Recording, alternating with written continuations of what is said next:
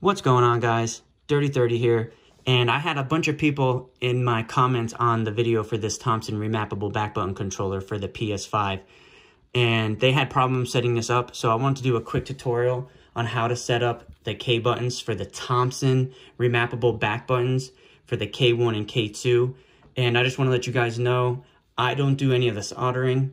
I don't care to. These two buttons are great for all the face buttons.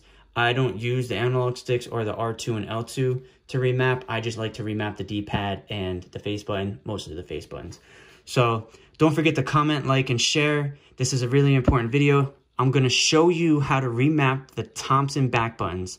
So let's get into the video, and I just want to show you guys that I'm using the PlayStation app. It comes free with the PlayStation 5. I love this app. It's the AR Bots. It has a controller demo, so you can test out the controller. So I like using this to test out my controllers and to make sure these buttons work on all the controllers that I have with remappable buttons. Because right now, as you can see, these are not hooked up. And when they are hooked up, as you can see, when I hit the button X, it will go in, circle, it will go back. Same thing with the triangle and square. So all these buttons, if you look at the D-pad, will move.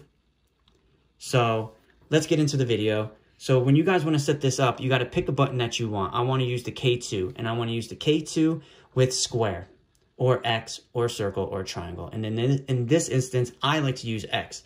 So you want to make sure you want to hit this settings button and the K button that you want to use for the button on the front that you want to use. So I want to use X. So you need to hold the settings button and the K button down for 3 Mississippis.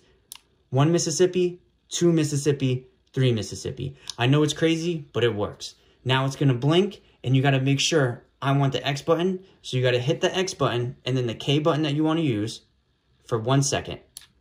Hit it. It does a little blink flash. And then once you do that, it's set up. But before you click anything else, you need to make sure you go back to this settings button and do the 3 Mississippis. 1 Mississippi, 2 Mississippi, 3 Mississippi. Now, if you look at the screen and you hit this back button, X works. So now to do the other side, you want to do the same exact thing. So make sure that you hold down this settings button and the K button. In this instance, I want to use circle. So you need to make sure you do the 3 Mississippis with the settings and the K button that you want to use. 1 Mississippi, 2 Mississippi, 3 Mississippi. It starts flashing. Then you want to make sure you hit the button and the K button that you want to use. So I want to use circle, and I want to use this K button. Just hit it. It does a little blink. Then make sure you come back here and hit this button right here, the settings button, for 3 Mississippis.